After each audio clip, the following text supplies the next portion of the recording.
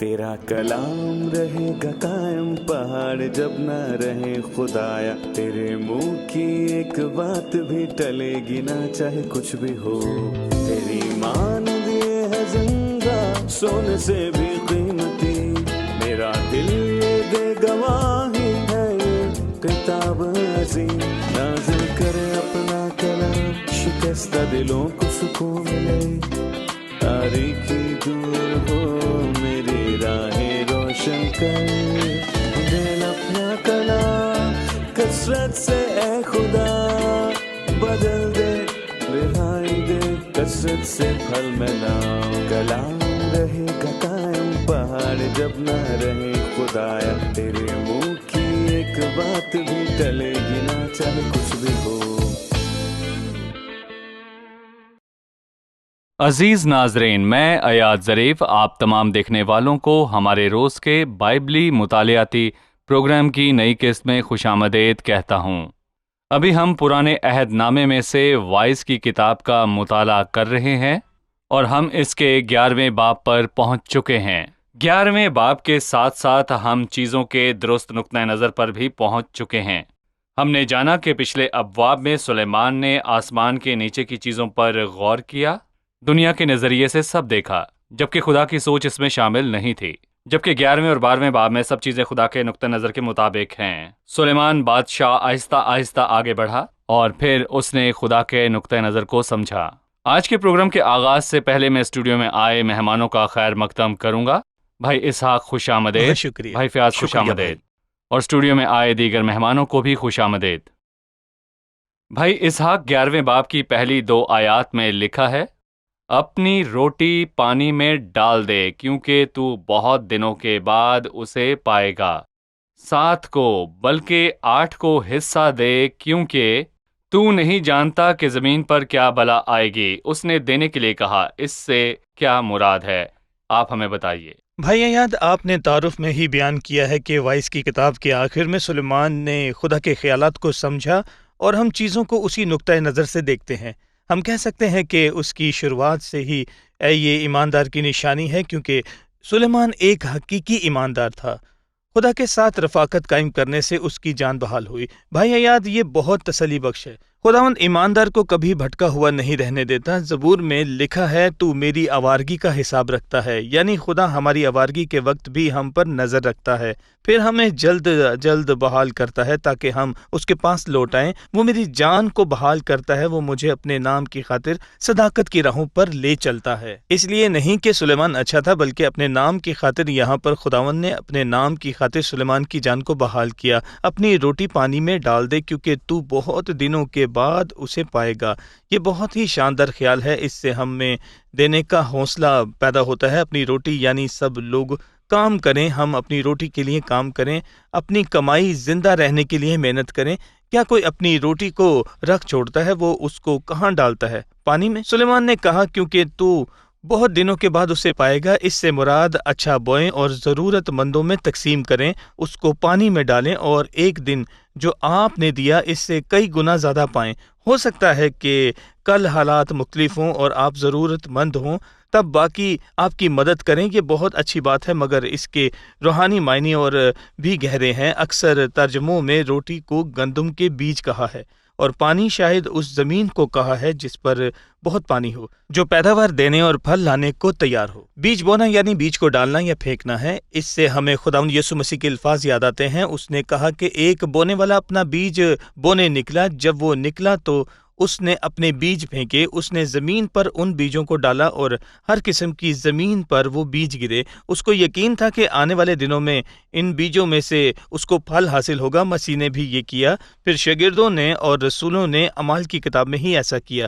وہ دنیا کے پاس گئے اور انجیل کی منادی کی، انہوں نے مخلوق کے بیج بویا اور آج تک ہمیں اس کا پھل دکھائی دیتا ہے۔ ہمارے ہاتھوں میں خدا کا کلام ہے، یہ بیج ہے۔ آج لوگ اس حقیقی بیج سے متلاشی ہیں۔ ہم اپنی روٹی پانی پہ ڈالتے ہیں، یہ روٹی خدا کی روٹی ہے، مسیح کی بات ہے، وہ خدا کی بات کرتا ہے، ہم اس کو ساری دنیا میں پھیلاتے ہیں، اس میں ہمارا کوئی نقصان نہیں، ہمیں یہ کہنے کا اختیار نہیں کہ کوئی شخص بدکار ہے اور وہ بائبل کی عزت نہیں کرتا، جبکہ ہمیں اس روٹی کو ڈالنے کی ضرورت ہے تاکہ بہت دنوں بعد اس کو پا سکیں۔ بہت سے لوگوں نے اس روٹی کو پانی میں ڈالا، اس کی زندگی ختم ہوئی اور وہ آسمان پر چلے گئے، لیکن بہت سے لوگ اس سے مستحق ہو گئے۔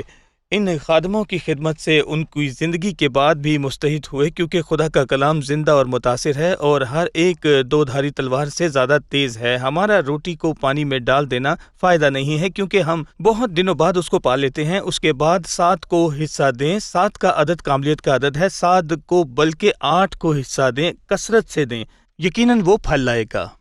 دوسری آیت میں بال کا لفظ موجود ہے، یہ ان لوگوں کو ظاہر کرتا ہے جو ایسا سوچتے ہیں، اور دوسری طرف 4 کوڑیوں کا واقعہ ہے جو ایک ڈیرے میں گئے، انہوں نے کھایا پیا، محظوظ ہوئے، اور انہوں نے سونا، چاندی اور لباس لے کر دوسرے ڈیرے میں چھپایا اور ایک دوسرے سے ہم اچھا کہا، نہیں کرتے۔ اگر ہم صبح کی روشنی تک ٹھہرے رہیں، مطلب کہ اگر صبح کی صبح تک روشنی تک۔ ٹھہرے رہے تو ہم سزا پائیں گے، پس آؤ جا کر بادشاہ کے گھرانے کو خبر دیں۔ اور یہ ان دنوں میں منادی کرنے کی تصویر پیش کرتا ہے، اور اگر ہم ٹھہرے رہیں تو ہم پر بلائیں آئیں گی اور ہمیں منادی کرنے کا موقع نہیں ملے گا، اور یہ ہر جگہ بیج بونے اور انجیل کی منادی کرنے کو ظاہر کرتا ہے۔ اس پروگرام کے ذریعے بھی ہم اپنی روٹی پانی میں ڈالتے ہیں۔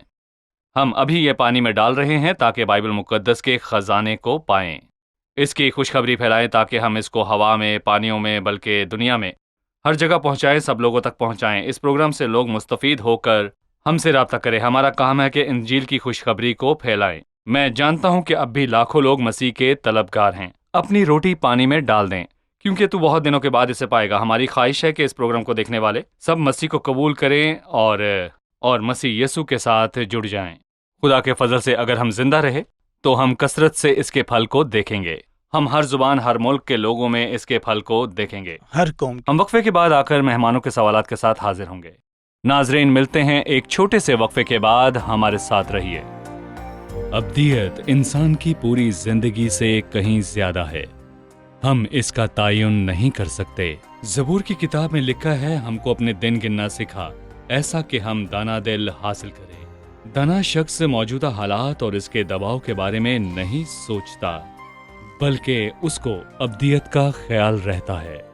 ہمیں بھی چاہیے کہ ابدیت کے بارے میں سوچیں اور 10 سال بعد اس سب کی اہمیت کا اندازہ لگائیں، یہاں تک کہ ہمیشہ کے لیے۔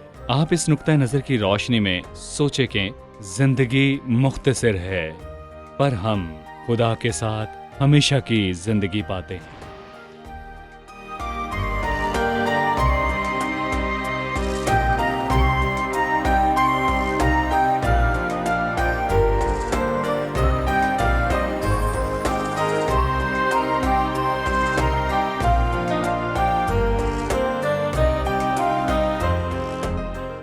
خوش آمدید، آئیے چلتے ہیں مہمانوں کی جانب اور جانتے ہیں ان کا سوال۔ تیسری آیت میں لکھا ہے، اگر درخت شمال کی طرف یا جنوب کی طرف گرے اور جہاں درخت گرتا ہے وہیں پڑا رہتا ہے، سیاق و سباق سے اس کا کیا تعلق ہے؟ جی، اس نے دینے کی بات کی، اپنی روٹی پانی میں ڈال دے۔ اس نے ایک درخت کا ذکر کیا جو شمال یا جنوب کی طرف گر جائے اور جہاں درخت گرتا ہے وہیں پڑا رہتا ہے۔ اس سے کیا مراد ہے؟ اگر میں سارے حصے کو عنوان دینا چاہوں تو وہ ہے دوسرے تموتیس کے خط کے 4 باب میں سے پولس کے لکھے الفاظ کہ تو کلام کی منادی کر اور وقت اور بے وقت مستعد رہ۔ کیونکہ خدا زندہ اور مردوں کی عدالت کرے گا۔ لکھا ہے کہ اگر درخت جنوب یا پھر شمال کی طرف گرے تو وہاں جہاں درخت گرے وہیں پڑا رہتا ہے، اور یہاں اس نے انسان کی ابدی حالت کا ذکر کیا۔ اگر درخت گر جائے تو پھر وہ کھڑا نہیں ہو سکتا، اور ایسے ہی جب انسان مر جائے تو اس کی عدالت نہیں ہو سکتی۔ شمال یا جنوب، جی بالکل۔ اس کی زندگی کا اختتام خوشگوار ہو یا مصیبت زدہ، گناہگار کے پاس موت کے بعد کوئی موقع نہیں رہتا۔ موت کے بعد رہتا ہے؟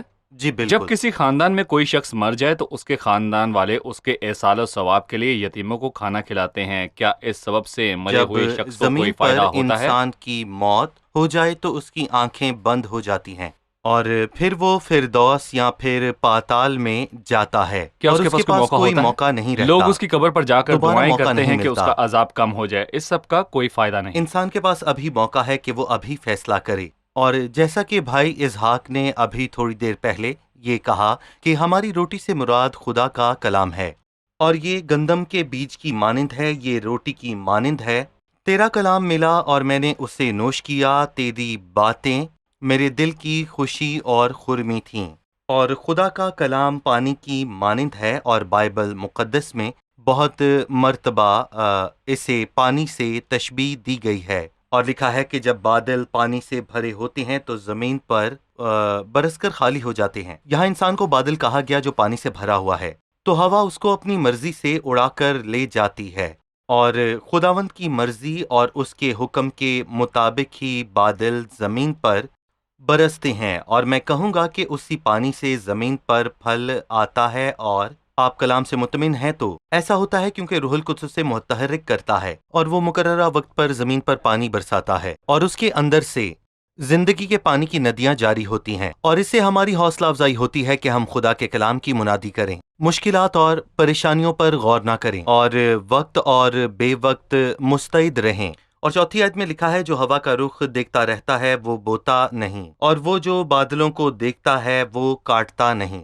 اسے لگتا ہے ہوا میں بیج بونا مناسب نہیں۔ انسان گھر بیٹھ کر سوچتا ہے کہ ہوا چل رہی ہے اس لیے بیج بو نہیں سکتے، وہ جہاں چاہتی ہے چلتی ہے، اور ہو سکتا ہے کہ آپ فصل کاٹنا چاہیں لیکن بادل کے برسنے کا سوچ کر نہ کاٹیں۔ پر میں کہوں گا کہ کسان کو مشکلات کے بارے میں نہیں سوچنا چاہیے، کلام کی منادی کریں اور وقت اور بے وقت مستعد رہیں۔ مت سوچیں کہ کوئی بدکار ہے اور وہ خدا کے کلام کو عزت نہیں دیتا۔ انسان ہوا کے رخ کو نہیں جان سکتا، ہوا جدھر چاہتی ہے اس طرف ہی چلتی ہے، اور خداوند کی خدمت کرنے والے بہت سے لوگ ان چیزوں کو دیکھتے ہیں، اور وہ کہتے ہیں کہ رحم دل انسان میں امید نظر آتی ہے، پر شریر میں کوئی امید موجود نہیں ہے۔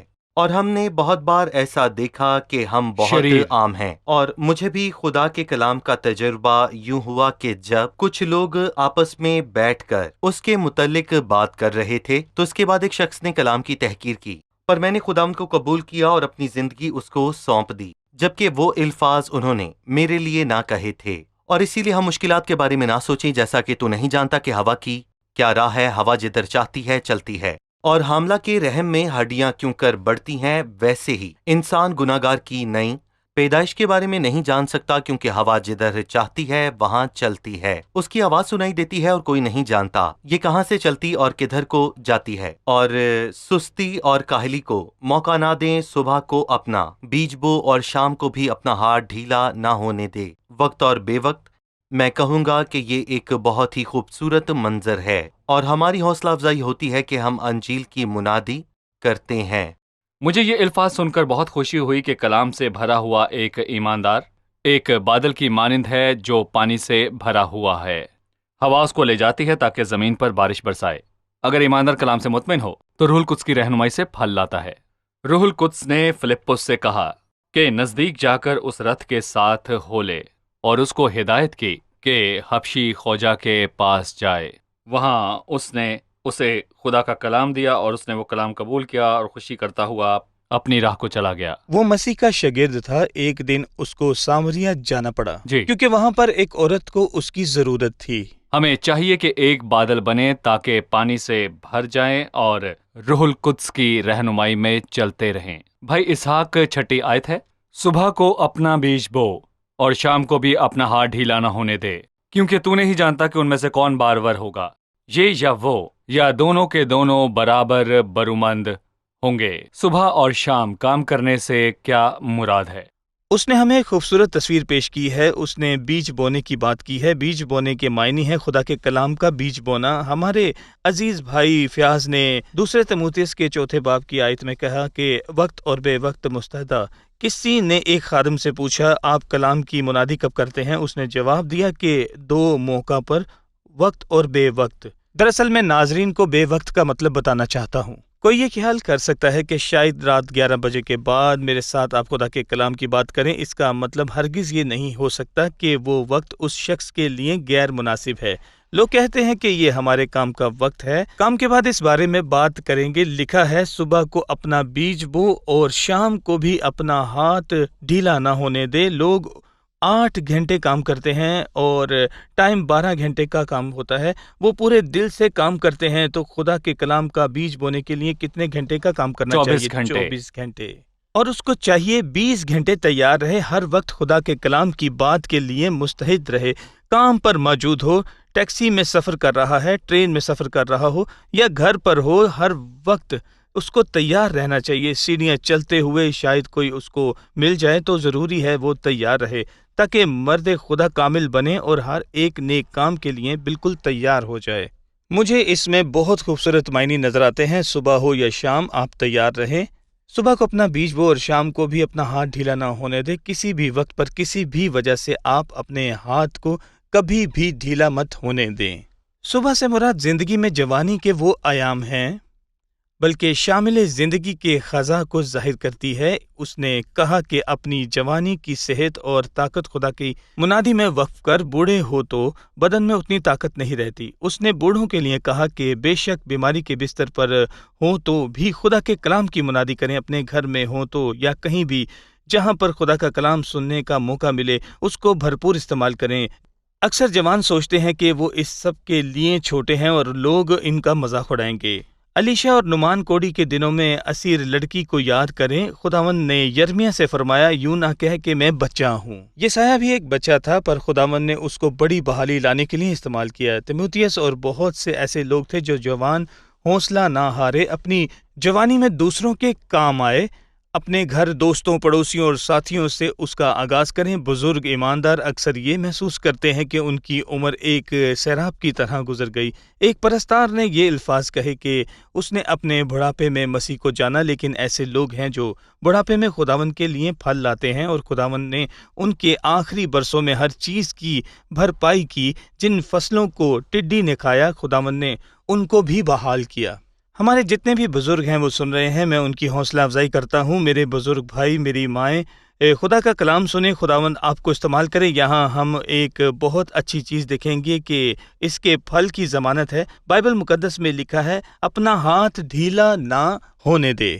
یہ نہیں کہ وہاں بارور ہوگا یا نہیں، پر سوال یہ ہے بار کہ ہوگا تو کتنے فیصد ہوگا؟ لکھا ہے یہ یا صحیح۔ وہ دونوں کے دنوں میں برابر برمند ہوں گے۔ زبور نویس نے زبور میں مسیح کے متعلق فرمایا ہے، جو روتا ہوا بیج بونے جاتا ہے، اور وہ بیج بونے مسیح جاتا کے ہے۔ لیے لکھا ہے، وہ اپنے پولے لیے ہوئے شادمان لوٹے گا۔ مسیح ہمیشہ شادمان ہوگا، وہ لوٹے کہے گا۔ گا، دیکھ میں ان لڑکوں سمیت جو خداوند نے مجھے بخشے ان کے درمیان ہوں۔ اس سے پہلے آیت میں جو آنسو کے ساتھ بوتے ہیں وہ خوشی کاٹیں سے گے۔ کاٹیں گے۔ خداوند ہماری مدد کرے۔ بے شک ہم آنسوؤں کے ساتھ بوئیں گے، اگر بے دل نہ ہوں تو ہم عین وقت پر اس کو کاٹیں گے۔ خدا کے بندہ مودی کی کہانی کو یاد کریں۔ اس کی زندگی کا کوئی دن ایسا نہیں تھا جس میں اس نے لوگوں سے مسیح کی بات نہ کی ہو۔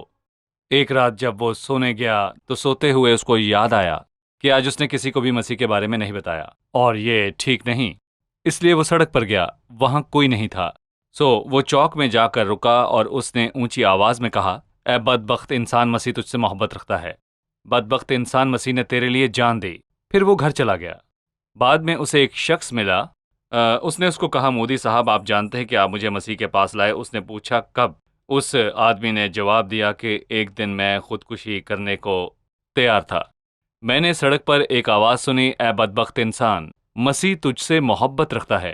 اس وقت میں نے مسیح کو قبول کیا۔ وہ شخص صبح شام لڑائی کرتا تھا، صبح و شام، یہاں تک کہ جب گاڑی یا بس میں کوئی اس کو پوچھے کہ کیا تم نے مسیح کو قبول کیا ہے تو وہ کہتا تمہارا اس سے کوئی کام نہیں، یہ میرا ذاتی فعل ہے۔ یہ مودی کی زندگی کی کہانی ہے۔ سب لوگ جانتے ہیں کہ خدا کا بندہ مودی صبح و شام بیج بوتا تھا۔ اپنی روٹی پانی میں ڈال دے، کیونکہ تو بہت دنوں کے بعد اسے پائے گا۔ جی بھائی ایاد، آپ نے بالکل ٹھیک کہا، لیکن میں یہاں پر یہ بھی کہنا چاہوں گا کہ صبح اور شام کو اور وقت اور بے وقت مستعد رہیں۔ جیسا کہ بھائی اسحاق نے کہا کہ جیسے ایک ڈاکٹر ہاسپٹل میں کام کرتا ہے، کال آئے تو وہ فوراً ہاسپٹل پہنچ جاتا ہے اور فری ہو کر وہ اپنے گھر جاتا ہے، کھانا کھاتا ہے، پانی پیتا ہے، چائے پیتا ہے، اور جب اسے کال آتی ہے تو یہ اس کے لیے ایک مناسب وقت ہے کہ جب وہ گھر جاتا ہے تو وہ کھانا کھاتا ہے، اور سونے سے پہلے اسے ہاسپٹل سے پھر کال آ جاتی ہے تو اس کے لیے یہ ایک غیر مناسب وقت ہے۔ صحیح۔ لیکن ایک مریض کو اس کی ضرورت ہے، اور اسے ہاسپٹل جانا ہی ہوگا۔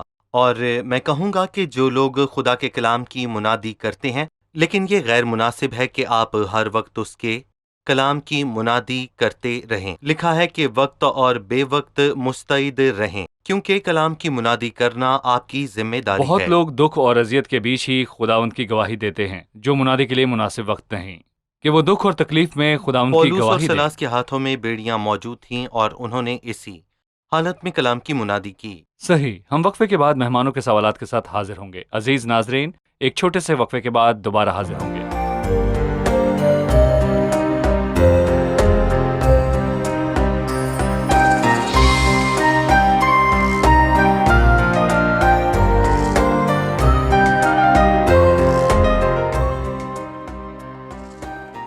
خوش آمدید، آئیے چلتے ہیں مہمانوں کی جانب اور جانتے ہیں ان کا سوال۔ 8ویں آیت میں لکھا ہے، ہاں اگر آدمی برسوں زندہ رہے تو ان میں خوشی کرے، لیکن تاریکی کے دنوں کو یاد رکھے کیونکہ وہ بہت ہوں گے۔ سب کچھ جو آتا ہے بتلان ہے۔ تاریکی کے دن کیا ہیں اور وہ بہت کیوں؟ اس آیت کا کیا مطلب ہے؟ ڈاکٹر فیاض، ہمیں اس آیت پر بات کرنے کی ضرورت ہے۔ تاریکی کے دن، اس نے ان دنوں کی بات کی جن کو کوئی نہیں جانتا، یعنی قبر کے بعد کے دن۔ اس نے انہیں تاریکی کے دن کہا۔ سب خالی پن اور ہر ایک چیز کی اہمیت نہیں ہوتی۔ سب کچھ جو آتا ہے بتلان ہے، یعنی یہاں پر بڑا سوال ہے۔ سلیمان کو یہ الفاظ نہیں کہنے چاہیے تھے، کیونکہ ابدیت کے دن ایمانداروں کے لیے تاریکی کے دن نہیں، اور وہ بتلان نہیں، بلکہ یہ معاملہ اس سے برعکس ہے۔ سلیمان نے کہا کہ جو کچھ آتا ہے بتلان ہے، اور آج چھوٹے سے چھوٹا ایماندار بھی یہ کہہ سکتا ہے کہ ابدیت کے دن روشن ہے، اور جو کچھ آتا ہے وہ سب کچھ جلالی ہے، اور یہ خداوند یسوع مسیح کے ساتھ زندگی گزارنے کا خوبصورت حصہ ہے، اور یہ اب تک نہیں آیا۔ اور ایک مرتبہ ایک عورت نے کسی سے یہ پوچھا کہ جب آپ نے خداوند یسوع کو جانا تو وہ دن یقیناً بہت ہی خوبصورت دن ہوں گے، تو اس نے کہا نہیں، کیونکہ یسوع کے ساتھ میرا خوبصورت دن ابھی نہیں آیا، کیونکہ مستقبل خوبصورت ہے۔ جو آج اچھا تھا کل وہ بہتر ہوگا، اور آنے والا دن خدا کے فضل سے اور بھی جلالی ہوگا، اور اس سے بھی بڑھ کر یہ ہے کہ ہم آسمان پر جائیں گے جہاں اداسی نہیں۔ لیکن افسوس کہ سلیمان اس حقیقت سے واقف نہ تھا۔ بھائی اسحاق، اس کے بعد اس نے نوجوان کو دعوت دی۔ 9ویں آیت میں یوں مرقوم ہے، اے جوان تو اپنی جوانی میں خوش ہو، اور اس کے ایام میں اپنا جی بہلا، اور اپنے دل کی راہوں میں اور اپنی آنکھوں کی منظوری میں چل، لیکن یاد رکھ کہ ان سب باتوں کے لیے خدا تجھ کو عدالت میں لائے گا۔ پس غم کو اپنے دل سے دور کر اور بدی اپنے جسم سے نکال ڈال، کیونکہ لڑکپن اور جوانی دونوں باطل ہیں۔ اس آیت سے ہم کیا سیکھتے ہیں؟ یہ ایک تجربہ کار شخص کی زندگی کا خلاصہ ہے۔ اس نے ہمیں یہ نصیحت کی جس نے زندگی میں ہر چیز کا تجربہ حاصل کیا ہے، اور جن کے لیے ایک جوان شخص خواہش کرتا ہے۔ مجھے امید ہے کہ سب جوان، بلکہ جوان عورتیں اور آدمی اس بات کو سنجیدگی سے لیں گے۔ اے جوان تو اپنی جوانی میں خوش ہو، اور اس کے ایام میں اپنا جی بہلا، اور اپنے دل کی راہوں میں اور اپنی آنکھوں کی منظوری میں چل۔ وہ اس طرح کی زندگی گزارتے ہیں، پر اس کے آگے لکھا ہے، لیکن یاد رکھ کہ ان سب باتوں کے لیے خدا تجھ کو عدالت میں لائے گا۔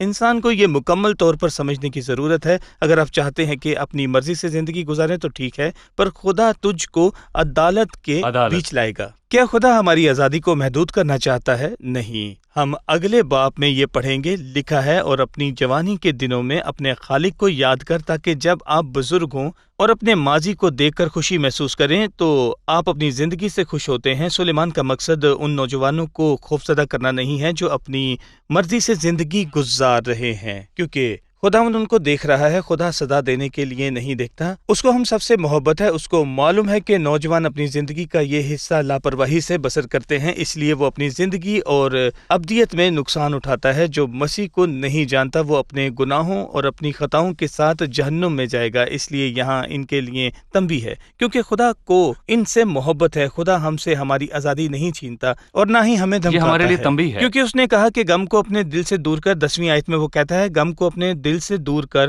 اس نے یہ نہیں کہا کہ تیرا دل تجھے خوش کرے۔ سلیمان بتانا چاہتا ہے کہ اس نے یہ سب آزمایا، ان سب چیزوں سے اس کو خوشی میسر نہیں ہوئی، باطل ہی باطل، سب کچھ باطل ہے، ہوا کی چران ہے، یہ جان کے لیے مصیبت ہے، ان سب سے سلیمان کو دکھ پہنچا ہے۔ وہ ہمیں بتانا چاہتا ہے کہ جو ہمیں خوشی دکھائی دیتی ہے وہ دراصل غم ہے، پس غم کو اپنے دل سے دور کر خدا چاہتا ہے کہ ہم حقیقی خوشی پائیں۔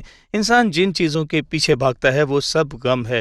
لکھا ہے اور بدی اپنے جسم سے نکال ڈال، یعنی ان گناہوں سے دور ہو جائیں جن کا تعلق جسم سے ہے، ناپاکی کے گناہ اور ایسے سب گناہوں کو اپنے جسم سے نکال ڈال، کیونکہ اس سے خوشی نہیں ملتی، اس سے دل کو مایوسی اور غم ملتا ہے ہمیشہ کے لیے۔ شکریہ، ہم قسط کے اختتام پر پہنچ چکے ہیں۔ خدا ان کے فضل سے اگلی قسط میں ہم اپنی گفتگو کو جاری رکھیں گے۔ اب ہم مہمانوں سے ان کی رائے جانیں گے۔ جی، آج کے پروگرام سے آپ نے کیا سیکھا؟ میں مودی کی کہانی سے بہت مستفید ہوا۔ مسیح کی منادی کے لیے اس کے جذبے کو دیکھ کر مجھے بہت خوشی ہوئی۔ صحیح۔ میں نے سیکھا کہ ہمیں کلام کی منادی کرنی ہے، ہم وقت اور بے وقت مستعد رہیں، صبح شام کلام کی منادی کریں، خداوند پر بھروسہ رکھیں، کیونکہ ہمیں یقیناً اس کا پھل ملے گا۔ خدا کے کلام کو ہر ایک تک پہنچائیں، انجیل کی خوشخبری پہنچائیں۔ بے شک اس کا پھل بہت دنوں بعد ملتا ہے، پر پھل ضرور ملتا ہے۔ خدا ان کے ساتھ گزارے ہوئے دن سب سے خوبصورت دن ہیں، ان کی یاد میرے ساتھ ہمیشہ رہے گی۔ شکریہ، خداوند آپ کو برکت دے۔ خادمین کا بھی شکریہ۔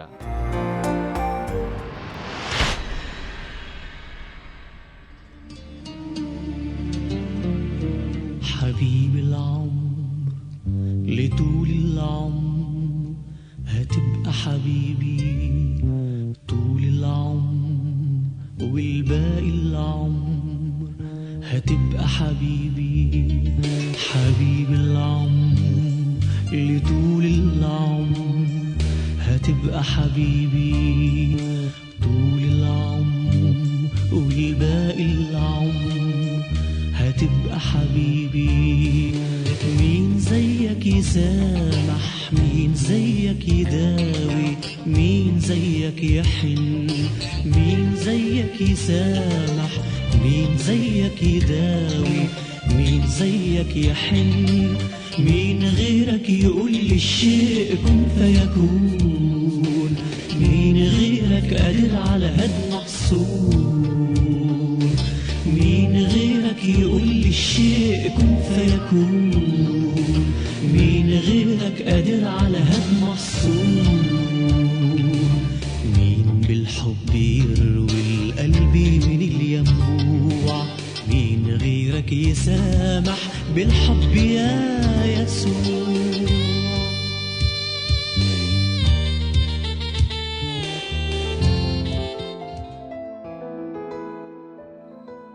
تیرا کلام رہے گا قائم پہاڑ جب نہ رہے خدایا، تیرے منہ کی ایک بات بھی ٹلے گی نہ چاہے کچھ بھی ہو، تیری مان دیے ہے زندہ سونے سے بھی قیمتی، میرا دل یہ دے گواہی ہے یہ کتاب عظیم، نازل کرے اپنا کلام شکستہ دلوں کو سکون ملے، تاریکی دور ہو میری راہیں روشن کر، دل اپنا کلام کثرت سے اے خدا بدل دے، رہائی دے کثرت سے پھل ملاؤ، کلام رہے گا قائم پہاڑ جب نہ رہے خدایا، تیرے منہ کی ایک بات بھی ٹلے گی نہ چاہے